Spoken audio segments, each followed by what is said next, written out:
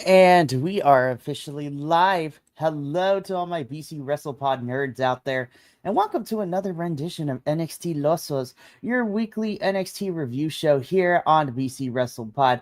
I am one of your hosts, Mikey, and joined with me this evening is the lovely Papa Oso. We are going to be reviewing this past Tuesday's episode, so Tuesday, August 19th edition of NXT, which was also the go home show for Heatwave. And not only that, we're going to be doing our predictions for Heatwave, which is happening this Sunday, which is weird. There's so much wrestling happening this weekend, but that is okay because we're going to get through it all. But if you are new here to BC WrestlePop, before we jump into NXT proper, however you found this lovable little channel here on the internet, whether through a friend, the algorithm, or you just randomly happen to see this on the YouTubes, we appreciate you being here, which we love. And if you want to continue to see more, you can subscribe to our YouTube or follow us on Twitch and Kick, whatever your preferred streaming platform or video viewing platform. But we also understand that you cannot give us a full hour and a half of your time for these reviews. So if you would like to stay more involved and connected, you can follow us on the social medias at BC WrestlePod, all over the social medias: Facebook, Instagram, TikTok, Threads, Blue Sky. We have it all, and it is fantastic. And then, of course, if you want to rep us even further, we also have some merchandise available for you, which includes merch of all of our review teams, our Pride collection, our Anti-Fascism collection, and our limited Hot Boy Summer collection, as that will be going away August 31st to make room for the Fall collection. So I can't wait to get those designs out into the public because it's going to be a good time. Now, if you would like to know where you can get said merch, you can take a look in the chat. You can also look it up at bcwrestlepodshop.fourthwall.com. That is bcwrestlepodshop.fourthwall.com. Now, with that out of the way, let's just jump straight into it because we've got two things to do tonight. And surprisingly, this was a very self-contained episode of NXT. I was like, I didn't have to think too hard for a lot of this. A lot of it set up for Heat Wave. We got some, final moments for people going to be in Heat Wave. Got new matches made. And, we are also simultaneously having other things happen for other companies as well. We'll talk about that when we get into our main event of who was popping up in the crowd. So we'll get there when we get there. But let us begin. We kick things off this week on NXT with a Philadelphia street fight. So this is former best friends turned bitter enemies. Josh Briggs taking on Yoshiki Inamura. This match got a lot of time. I was like, this is like 17, 18 minutes. I was like, ooh, this is the first good chuck of everything. So we didn't even get a regular making entrances in. We had these two fight backstage, and then they came to the ring. I did get a little worried because when I saw that the ring was elevated from where the crowd was, I'm like, oh Lord, somebody's about to fall and die. And Yoshiki Inamura decided bet and jumped off that thing into Josh. I was like, oh no, don't do it. This match was wild. We had tables, we had chairs, we had all kendo sticks. Yoshiki Inamura literally martial arts palming a kendo stick and broken in half. I'm like, on the one hand, I really like this match. I did get taken out a little bit, and I thought Josh overdid the moonsault. I was like, oh God, he's not going to land on the table correctly. Thankfully, his long legs caught the table, so it was still fine. The other hand that makes me mad is like, we should have had this at Heat Wave. But, we got to build stories up correctly. So I thoroughly enjoyed this. Papa, so what did you think of our Philadelphia street fight opening up the show?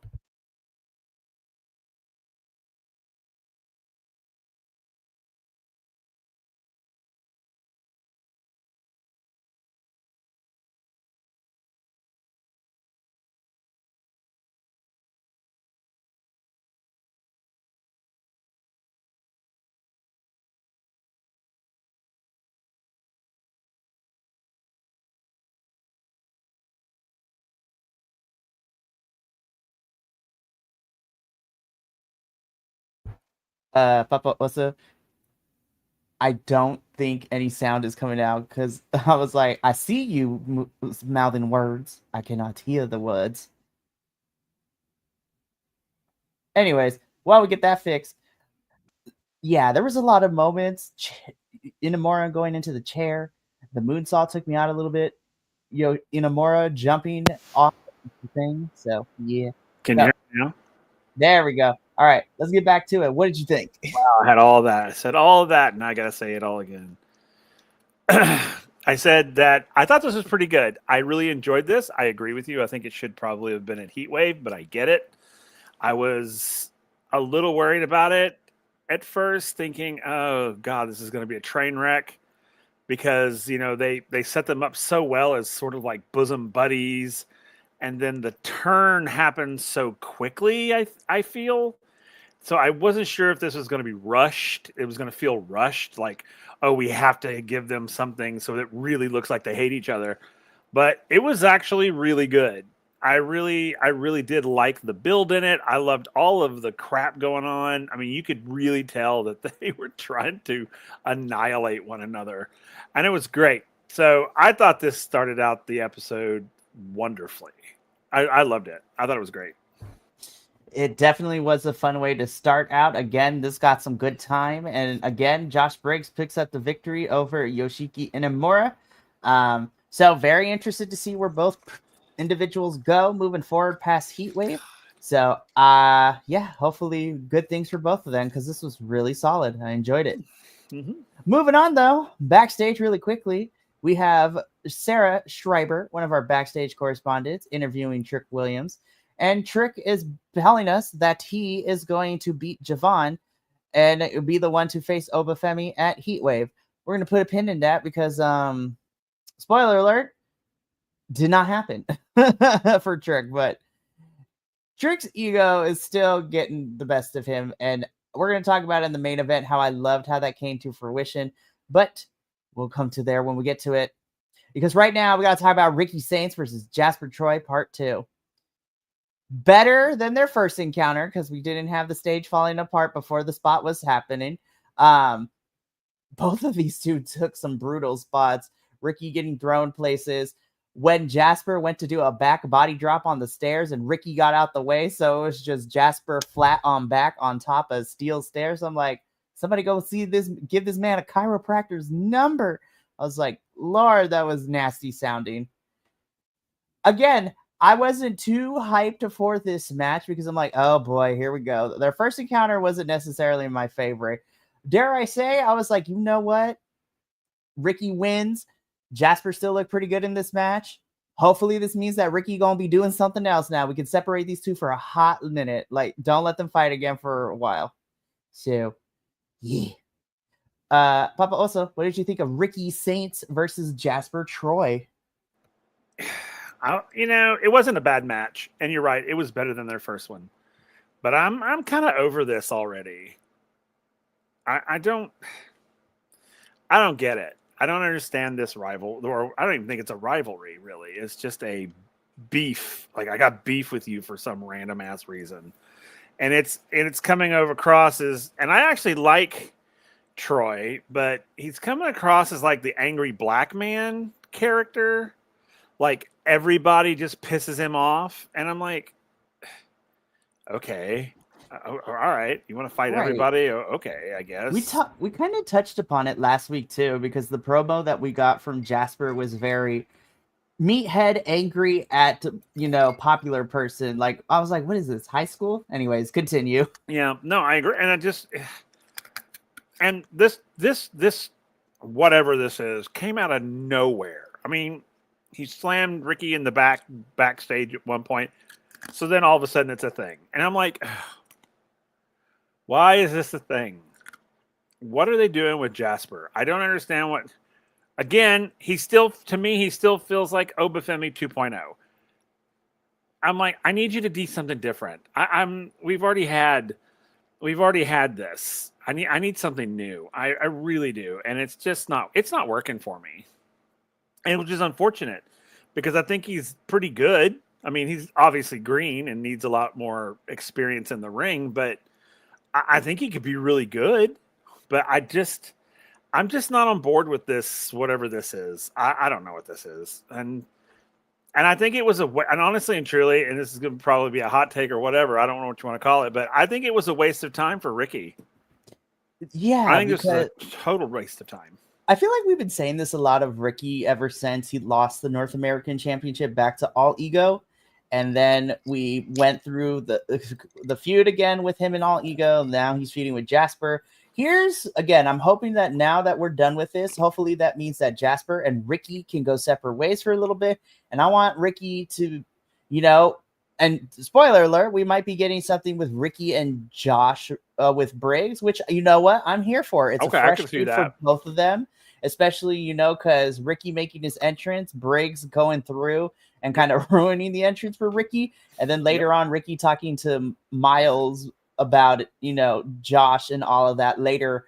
We're gonna talk about Miles because Miles was hate crime this episode. I was just like, but you know what? I was just like, Lex is king. I cannot stand you.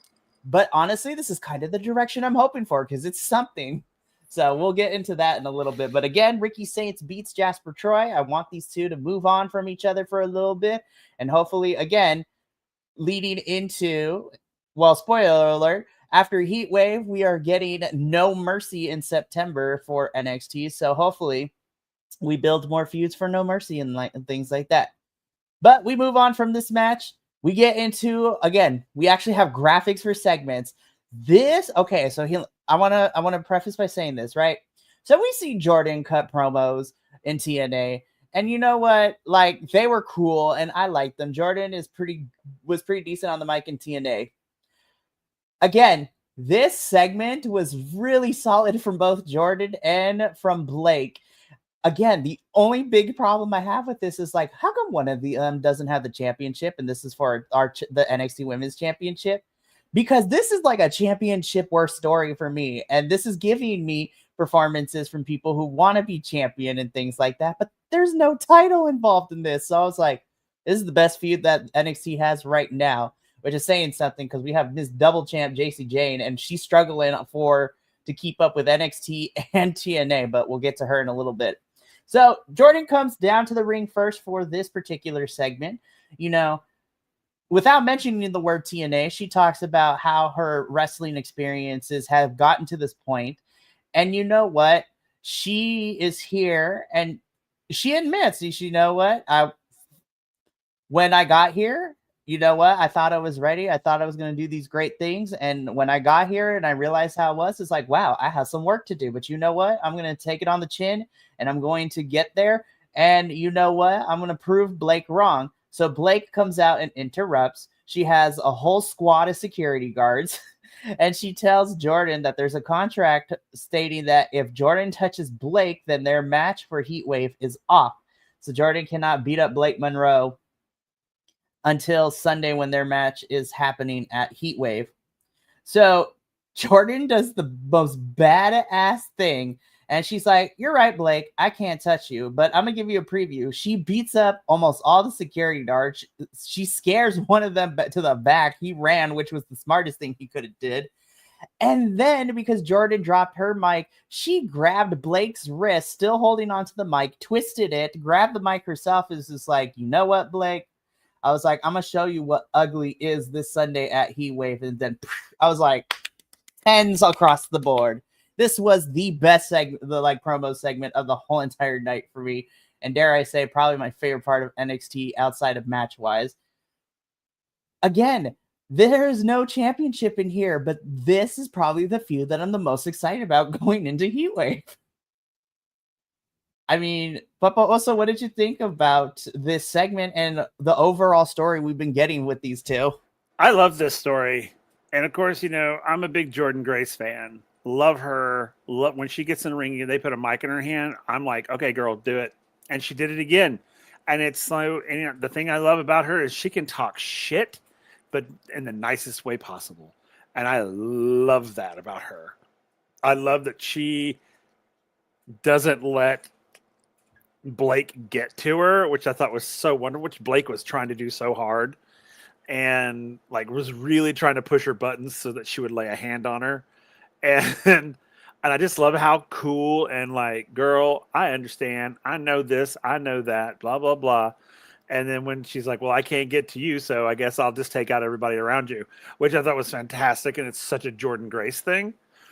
And I love what this is they're building with these two. I love it. I love this sort of like nemesis.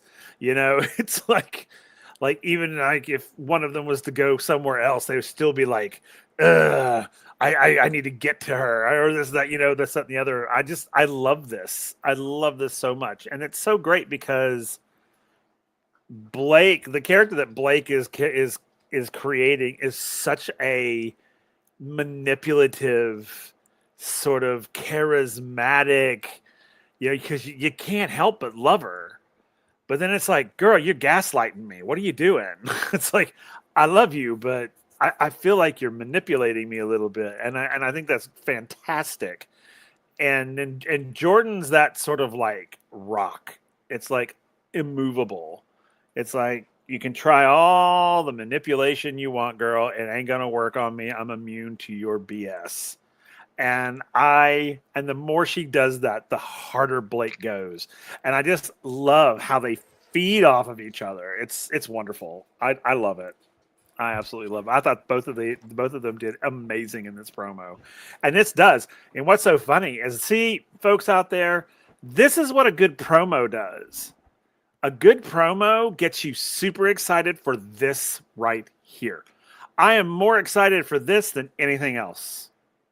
I mean, at this point, I'm not even with the whole, you know, what the number one contender and Obafemi. This has me more excited than that does. And again, this is not for any type of championship. These are just two girls who are having a program to fight. And I was like, I need the main roster to take notes, because main roster is struggling to book feuds outside of championships, and NXT out here showing that. I was like, get it together. So I'm really excited to see these two collide at Heatwave this Sunday. So when we get to predictions, I still don't know who I'm going to go with in this one, because I'm like, But I will say this, I think I will be happy either way, because I think both of them have done such a phenomenal job. But we'll get there, because I'm still going back and forth with it. But we got to move on, though, because after this segment, really quickly, again, we have Fatal Influence getting ready for their match coming up very shortly. And then they have a run-in with Zaruka, so Zarya and Sol Ruka, you know. JC forgetting that Sol Ruka is technically also a double champ. And then basically telling her that she needs to, you know, it's really funny watching JC and Fatal Influence telling Sol Ruka that, you know, she's not defending her championship all the time. I was like, but she just defended it against Tatum like 2 weeks ago, or did we not? And anyway, I was like, do we not remember? But So Rook was like, hey, I have a plan. And I was just like, ooh, girl, if that means we will see you defend championships more on TV, please. Because your match against Tatum Paxley was so good. Both of them did so good in that match like 2 weeks ago. And you know what? Zarya going after these girls, Solruka going after these girls. I'm here for it all. So very fun run-in. Which then leads into this was okay. When you want to talk about a cluster F, right? So this was a 6-woman tag team match. On one side, we have NXT's Fatal Influence of JCJ, Fallon Henley, and Jasmine Nix taking on TNA's The Elegance brand. So Ash by Elegance, Heather by Elegance, and M by Elegance. And then our special guest referee for this match is TNA Knockouts Masha Slamovich. I'm not going to lie. As soon as we heard that Masha was going to be ref, I'm just like, oh God, this is going to be chaotic. These, we know that JC, Masha, and Ash are fighting at Heatwave for the TNA Knockouts Championship. So I'm like, oh boy, here we go. Like, what's about to go down? You know what? Dare I say, I actually really proud of Masha for actually calling it down the middle the whole entire match. I was like, she was fair because she threw out George Iceman, the concierge. She got after the Elegance girls for cheating. She got after the Fatal Influence girls for cheating. And she called it right down the middle, which saw the Fatal Influence girls pick it up after some distraction and shenanigans. And then we get a little bit of a shoving match between Masha and Ash. I'm like, girls, your target is JC. Point that anger to her and grab that title back for TNA. which I don't think is happening at Heatwave, but I digress. But also, this is all the women. We got lots of women in this match and lots of women's action. What did you think of Fatal Influence versus the Elegance brand? I really enjoyed the match, mainly because Masha was so fun to watch. And watching the match at times, it felt a little cartoonish. And like JC, like Fatal Influence, it was like, I don't know. It literally felt like a Benny Hill sketch, if people know who that is. I was just waiting for the dun dun dun dun because it's the way it felt, the way they were like landing, the way they were reacting. It felt kind of cartoonish. I was going to say, I was like, this match sponsored by Acme. Yeah, seriously. I was just like, I'm not saying I didn't enjoy it. I did enjoy it, but it just felt, it felt like a It was Bunny over cartoon. it was over the top in places and moments that it didn't need to be. Yeah. So I don't know. I enjoyed it because I like, everybody in there. Even Fatal Influence. I don't dislike the wrestlers. I think, they're good at what they do and that thing. I just don't like Fatal Influence just because, characters wise. But I thought they were good. There were moments where I literally was laughing because it felt so. Literally, and this is it's not gonna sound bad necessarily, but it reminded me of like 1980s comedy. Like Benny Hill is the perfect example, but it's like where the ladies are like, "Ooh, look at me, look at my boobs go," and it's like very, very sexist. It felt very like it's very pointed in terms of like what was being accentuated and all sorts of stuff. Yeah, it was just weird to me, and I was just like, "What is happening right now?" So I found myself laughing a few times, and it wasn't because it was bad. It was literally just because moments happened that I was like, "What?" It's like that? I was like, we were watching an NXT version of a Looney Tunes cartoon. It really was. I was like the Animaniacs going on out there. And I don't know. It was just, I don't know.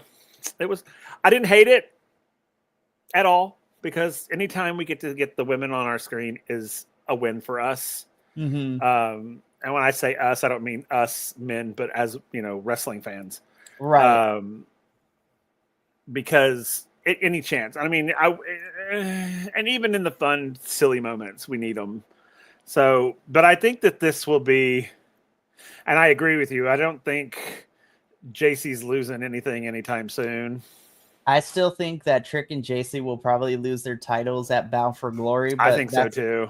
So, but we have we can talk about that over on Friday with TNA when we do Emergence and where we think we're heading for Victory Road and Bound for Glory.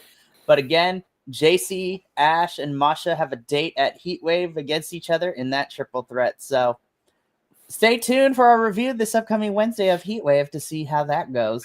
Yep. But moving on from here, we get backstage. Can I just say, I think the person I'm the most proud of here in this whole segment was Ren Sinclair here, because not only does she put Charlie in his place a little bit, but she's playing it smart. She's like, Charlie, it is 2-on-4. We are at a numbers disadvantage. Why are you poking the bear? So it seems that Charlie Dempsey has a date with, the Colleen in some capacity. But I was just like, well, here's the thing. Again, hate the name, but I'm here for Izzy and Tatum. That is all I'm here for in all this. Yes, agreed. The girls are the only two things I care about in this group. But it seems that we might be getting Ren going up against Izzy and Tatum in some capacity, which would be good. And you know what? I was wondering where we were going with, No Quarter Catch Crew. Now it's just down to 2 members instead of the 4.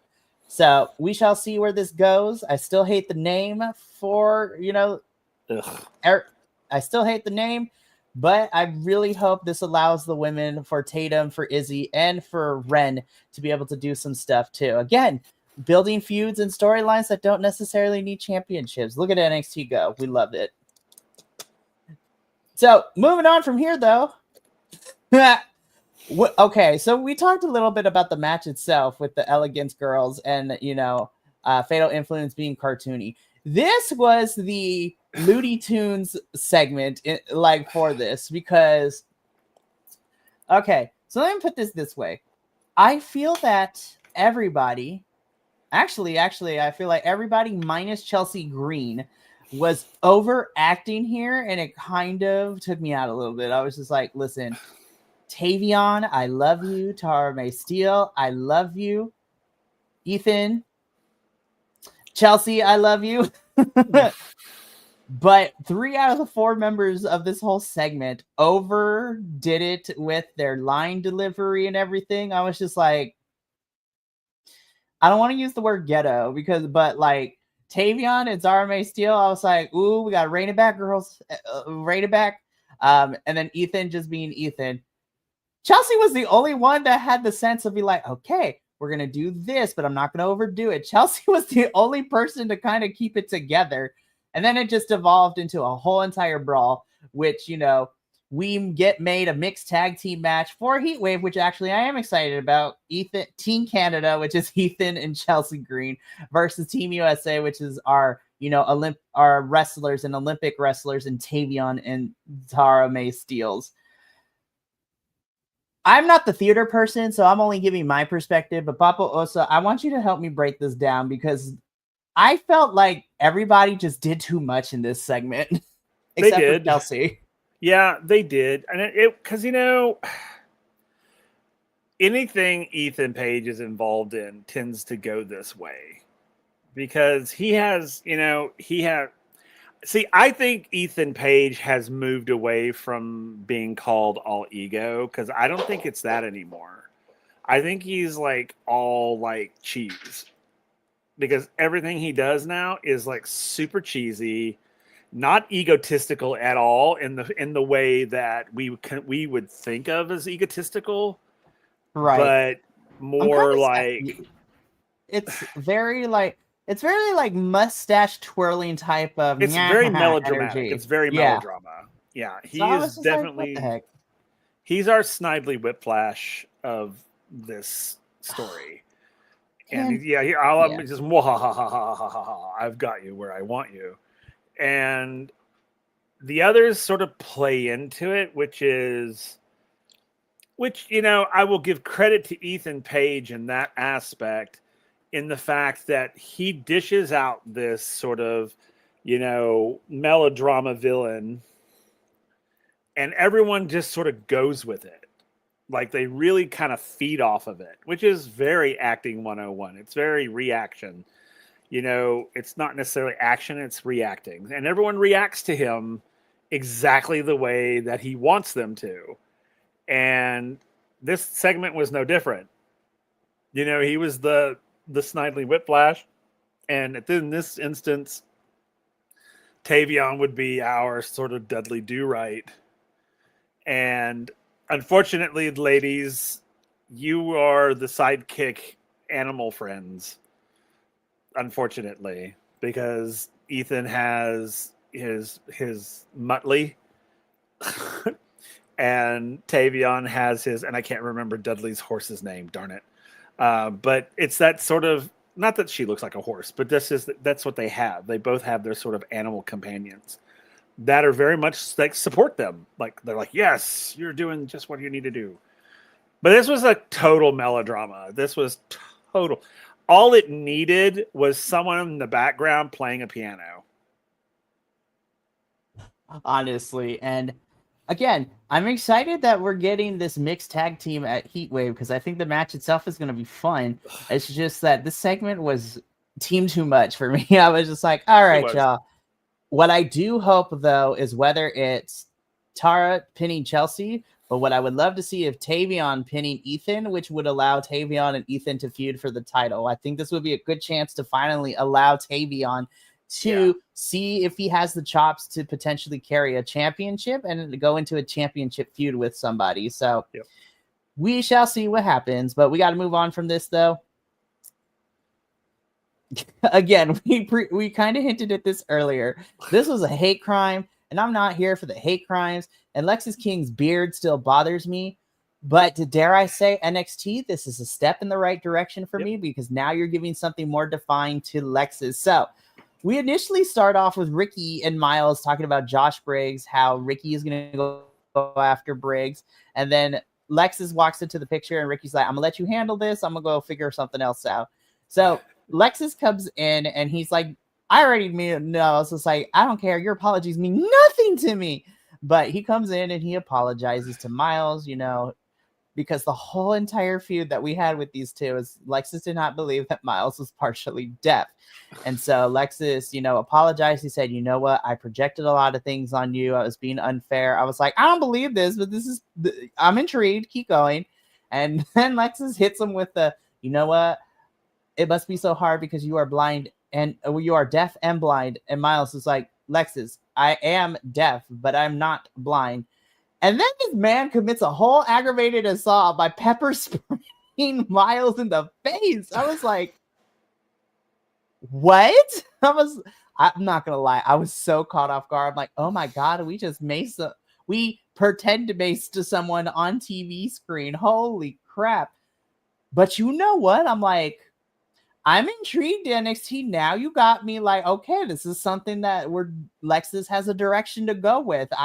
Color me intrigued. And you know what? Miles being on my screen to whoop Lexis's butt down the road, I'm here for it all. So I was just like, this is weird, but I'm kind of here for it, question mark. I was like, I don't know what that says about me and about as a person, but I feel like we're finally getting some direction with Lexis of where who goes. It's like, let him just be a turd like this, and I'm kind of here for it. Papa, also, what did you think of this aggravated assault that happened on our screen?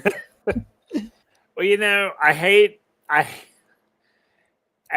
that happened. I thought, really, come on. There's other things we could do, like hit him in the leg with a pipe or something. Why do we have to go that route? I guess, but the true hate crime in this entire thing is that freaking beard. That freaking beard. Look at it. It is literally spray painted on his face. Do not even, if anyone out there ever says to me, no, they probably just like mat it down and paint it. So no, that is like literally someone took paint, just spray painted it on there. It's the lines are way too straight. Be like, you can't tell me otherwise. No, you can't. I'm sorry. But I thought this segment was pretty good. I thought it got a little cheesy there at the end when he sprayed him in the eyes. When he's like, what do you think? I'm not blind. And he I was like, really? You set up your own thing? It's like, come on. I do like this. If this is the route they're going with him, I do like it. But I mean, if they're going to make him like the Riddler, I'm not here for that. Where it's like, riddle me this. And he's like, oh, what do you think? I'm blind? It's like, it's giving me Jack Nicholson Joker. Yeah, it really is. And that's what I really meant was the Joker. But I don't know. I hope so. I hope they make him sort of psychotic and crazy. That would be awesome. Right, because we've had various forms of Jokers, but I would be here for an NXT version of Jack Nicholson Joker. I would too. And I thought it was good. I thought it was fun. But I did think, I was like, did we really just mace our disabled guy? I mean, really? I was like, this is an ableist crime. Seriously. I was like, when it happened, I was like, oh shit. I was like, oh, okay. I guess this is the new Lexis King, and I'm here for that. I'm absolutely here because that's why I love the Rascals, the original Rascals, so much, is because and I will always talk about is the spray paint. When they would spray paint people in the face, I'm like, that is a bad guy, guys. That's who you want. You want the people who pull the shank out of their socks and hit you with a sock full of oranges, that sort of thing. Seriously. I really love this. If this is where they're going with it, I'm here for it. I am too, and this is going to be a lot of fun to do, so I'm excited to see where we go. So, moving on from this, though, we get another backstage segment. So, we initially see Kalani and Lola talking about, the upcoming triple threat number one contenders match at Heatwave that they have with Jada.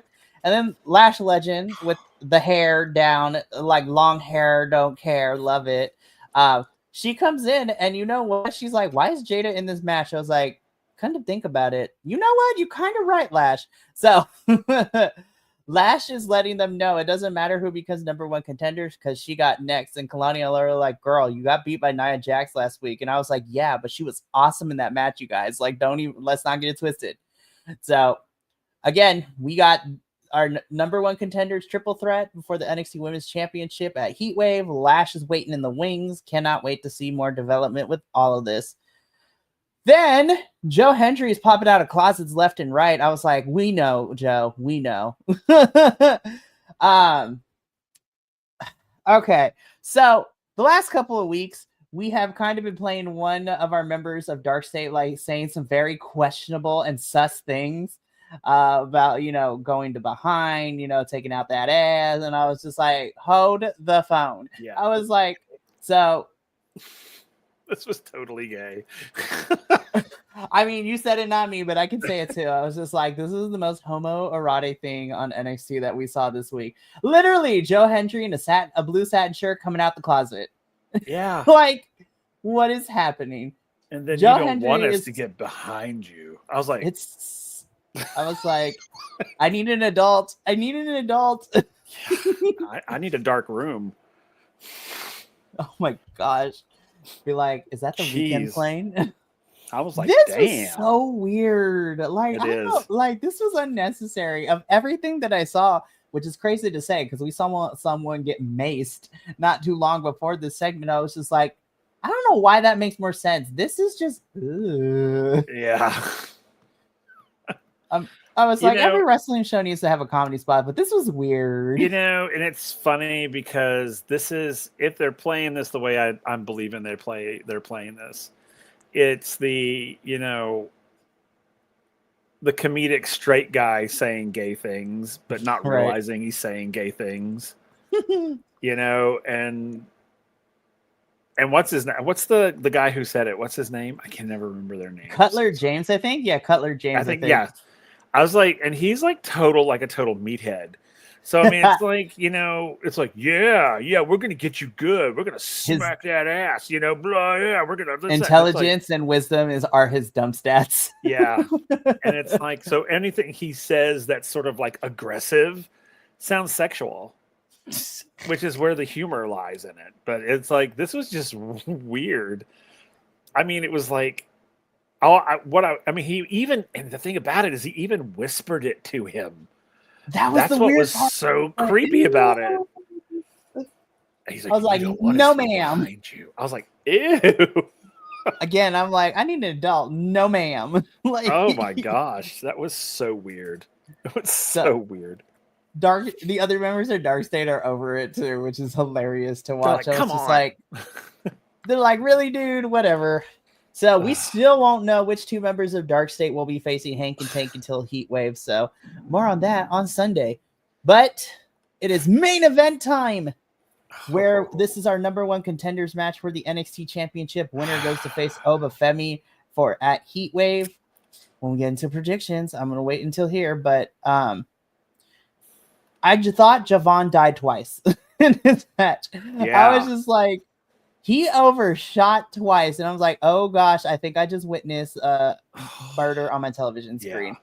Well, that the one that really got me was the one that Trick caught him on the top rope and pushed him out onto the table, whatever. That scared the absolute bejesus out of me because he missed that table. I was just like, oh my sweet Lord. He could have hit the corner of that table and injured himself so bad. I was just like, oh my God. So yeah, that was my worst. The other one was I was like, ooh, but that one I was like, oh my God. So, y'all. Watch your spots, man. Watch your spots. Right. The crazy thing in this match too, and I can't believe I'm saying this because I've been kind of the biggest Trick Williams like hater right recently. Not because of him, but I was just like, this ego-ness is kind of getting there, but we need to figure it out. Maybe I'm wrong. This is the most vicious I've seen Trick in any match recently. It was a lot more slower paced. I was just like, huh. I don't know if I like it quite yet, but I'm starting to see glimpses of that development. I'm hoping that Trick can pull through. I was just like, you know what? We don't need you to be egotistical. Just be brutal. Just be the brutalizer. Just like wreck your opponent. Yeah. I was like, and not care. You know, not care. Like, because when we got those sections of the match where he just continued to beat up on Javon, even after the ref was trying to pull him away, he's like, no, I don't care. I'm just going to put this kid into the ground because he talks your ass. Yeah. Exactly. I was like, this is the Trick Williams I'm kind of here for. I'm not going to lie. Okay. Did this match feel like it was in slow motion? No, I 100% agree with you because there were spots in this where I turned away and I was just like, why is like nothing happening? I don't hear anything. I don't see people doing anything. I mean, and even I'm just when they were like when they were coming into in movements, I mean, it literally felt like I've stepped to my mark. I've stepped to my mark. Okay, now let's grab each other. I mean, it felt almost like stage combat in the idea that you got to hit your mark before you can make contact. And that's literally what it felt like through the whole match. And I was just like, what is this? It kind of took me out of it at times because I was like, wait. And at first I thought, oh, well, maybe they're getting tired.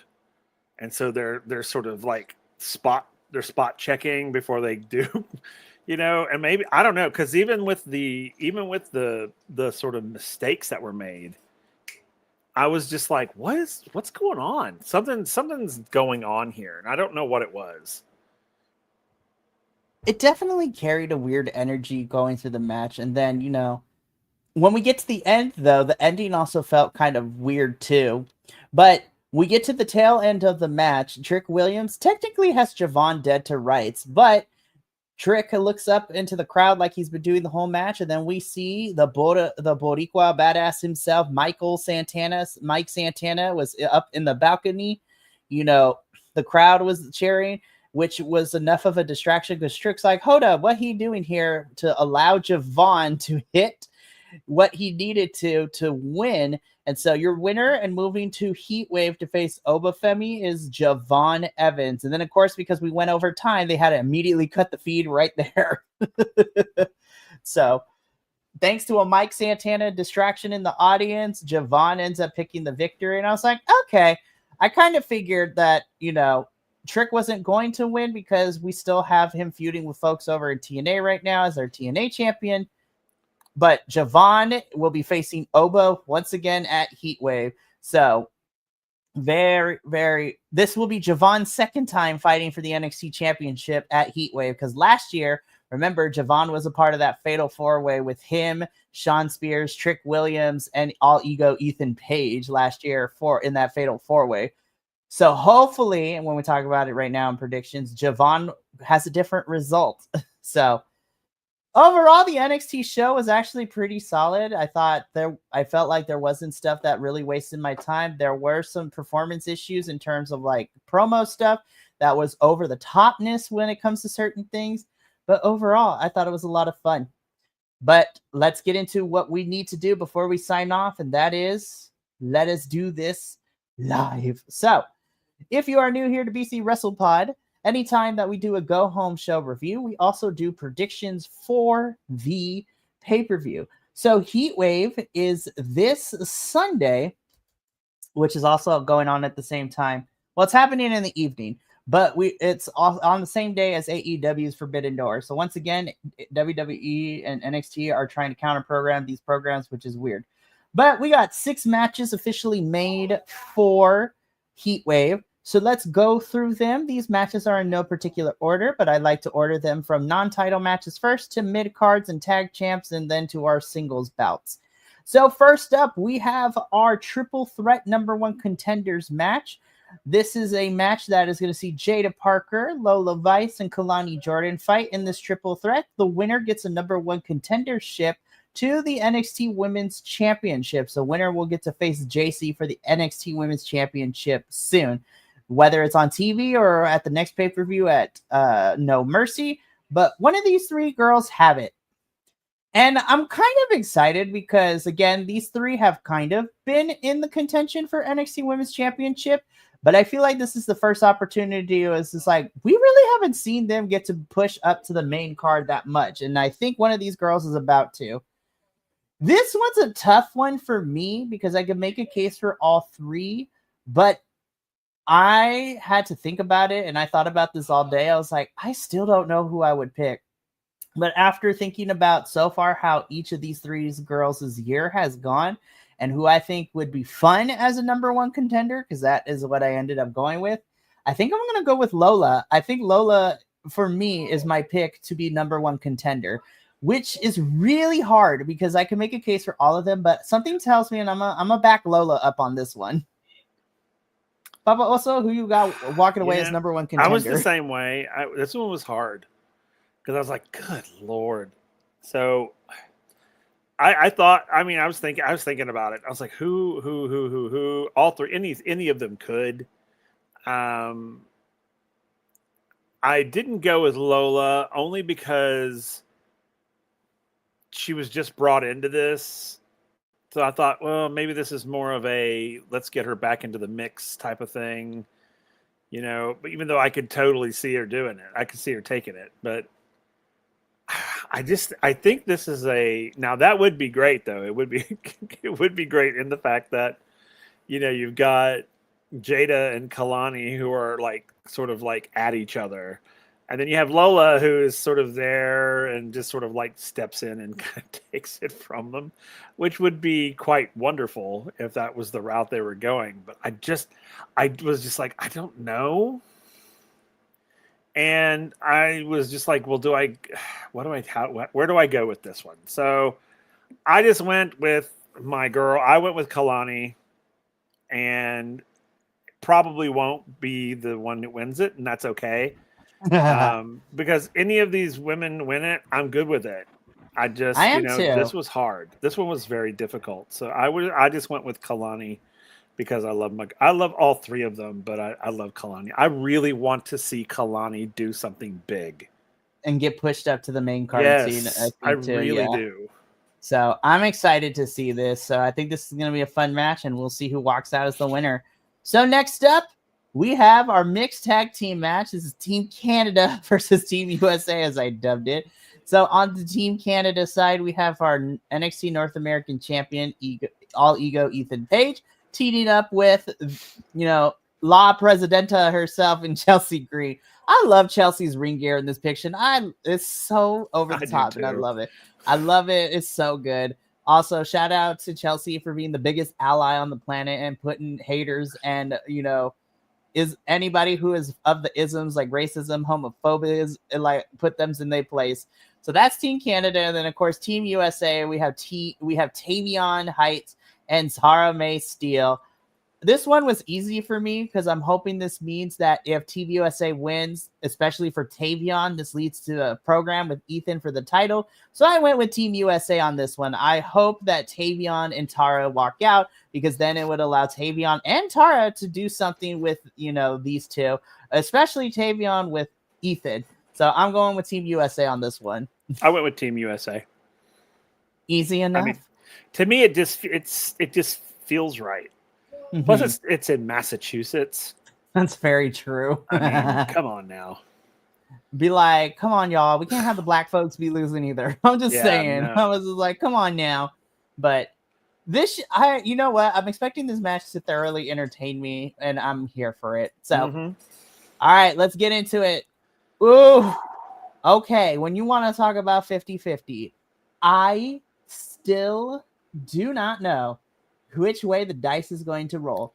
Again, as we said during the review portion, this is probably the strongest story going into Heatwave and probably the one that I'm most hyped for story-wise and in-ring wise, because both of these two are not like here in NXT to learn how to wrestle. These two have made a name in other companies and have fought the best of the best along the way. Jordan coming from TNA and all the women that she's faced over there from the likes of, Masha Slamovich, Trinity, Deanna Perazzo, Mickey James, and then looking at Mariah Blake Monroe, formerly known as Mariah May, going in Stardom and fighting the likes of Megan Bain and Hikaru Shida and Mina Shirakawa. And then, of course, entering the biggest women's feud in the most recent history, her versus Timeless Toni Storm in AEW. So these two are no slouches when it comes to wrestling. I still don't know who is going to end up winning. I cannot tell you, but after sitting with it, I got to pick somebody and I had to flip a coin. And I think, too. and I don't know if it ended up on the same for us, but based on everything that we've gotten so far, and I'm just trying to think what would NXT do, I have Jordan walking out the winner for this one. I got Jordan as well. All right. But again, I can make the case for Blake winning too. I could do. But I will say this. I do not think this feud is over after Heatwave. No. I think it keeps going, and I think we get another match at No Mercy. Yep. Give me another Becky Lynch versus Tiffany Stratton, like crazy stipulation match because they hate each other so much. Yeah. Because and the reason, and here, I guess I could justify a little bit of my choice. Well, I literally did flip a coin and Jordan won. But because Blake came out on top in the last sort of encounter, I really think Jordan's going to come out on this one, and then I think we're going to get the final one at No Mercy. Mm-hmm. The really big one, whatever that's going to be. I think that's going to happen at No Mercy. So I think this is going to be a 1-1, and then let's see who wins the big one. Honestly, I'm so excited. Yeah, again, I'm really hyped for this match, so we shall see what happens with this one. Next up, we get into the championship matches. This is for the NXT Tag Team Championship matches. This is Hank and Tank taking on two members of Dark State. Just out of pure absolute no, I am picking Hank and Tank to retain. I was just like, don't take them off the boys, please. I need my LeChonks to hold on to it for a little bit longer. Yeah, I think they're going to hang on. I went with Hank and Tank as well because I think they're going to hang on to these till I think if at least No Mercy. But I think personally they could go all the way to Bound for Glory with them. I mean, we could see some of the NXT titles be defended on TNA at this point because we're having our TNA Knockouts championships defended here. So who knows? I would love to see that. That would be awesome. Hank and Tank and TNA. I think that because one, Hank and Tank are great.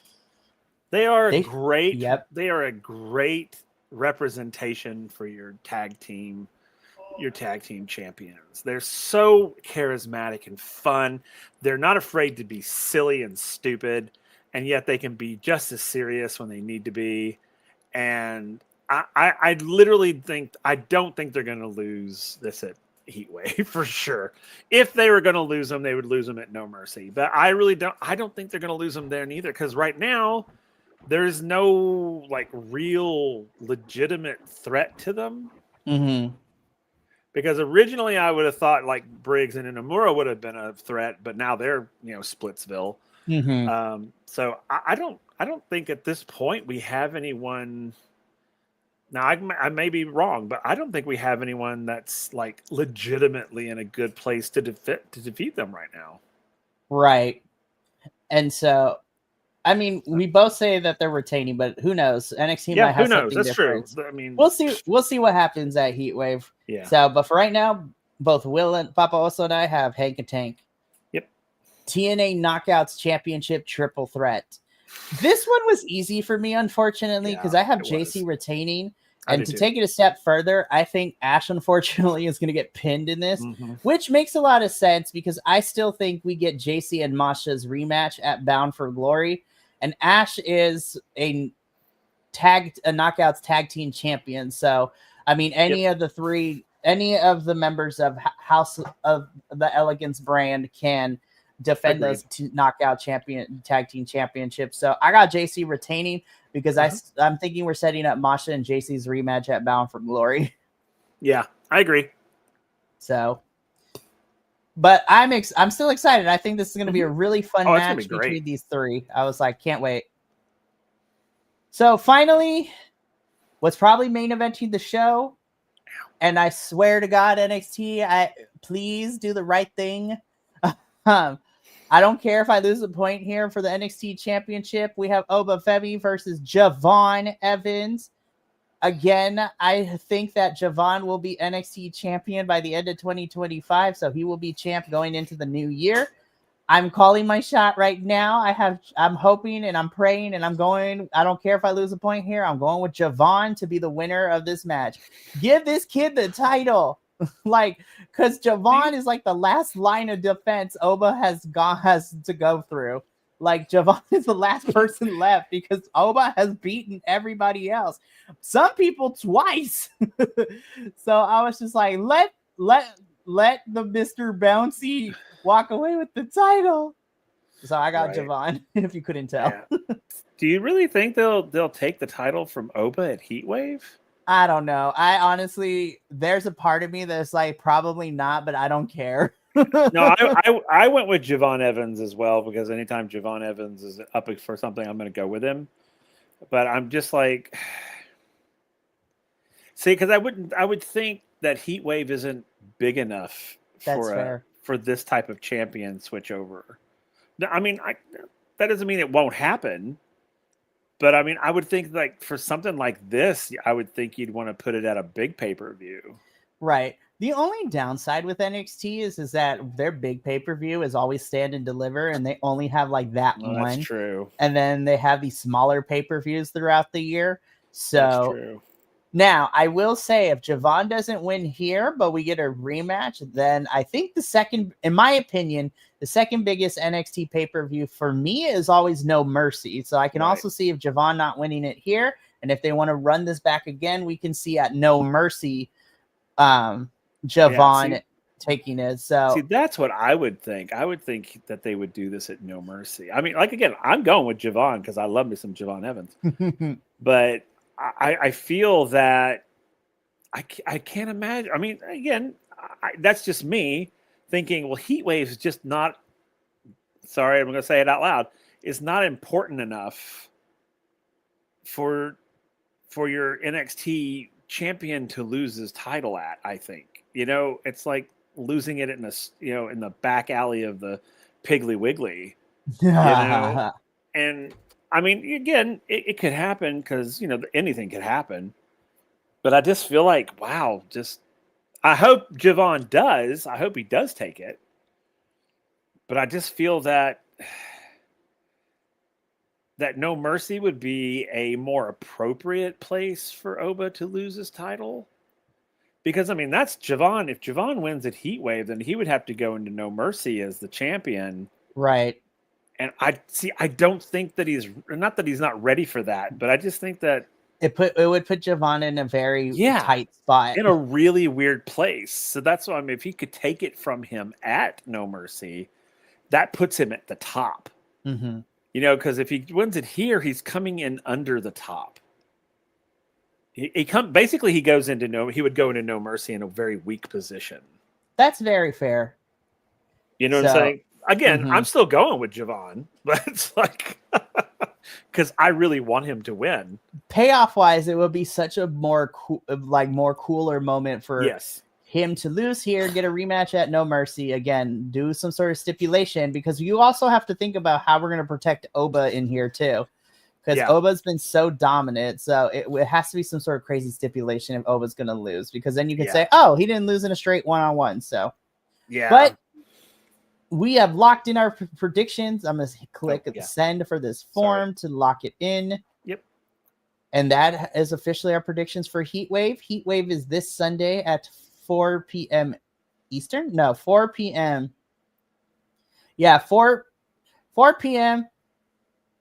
at in one of the zones, whatever it is. But listen, it's all right. This weekend I was like, I love it, but I'm mad at companies because I was like, y'all had to cram in this last weekend of August with all of your end of the summer shows. It's crazy. It's 4 Pacific. Okay. 7 Eastern, because it's at 6 o'clock my time. Gotcha. So Heat Wave goes on at 7 p.m. Eastern, 4 p.m. Pacific. I will be watching it later Me too. because Sunday I have Forbidden Door and Andrew and I have GCW Homecoming Night 2. Sure, yeah. But that's going to be it for us for here at NXTilosos. I'm not going to spend too much time on wrapping us up because Will has some other things he needs to do before potentially seeing him a little bit later. But really quickly to kind of give you a preview of what the remainder of this week looks like. So later on tonight at 8 p.m. Pacific, 11 p.m. Central, 10 p.m. Central, just kidding. CMLL action will be here. So Los Lobos de la Lucha will be here.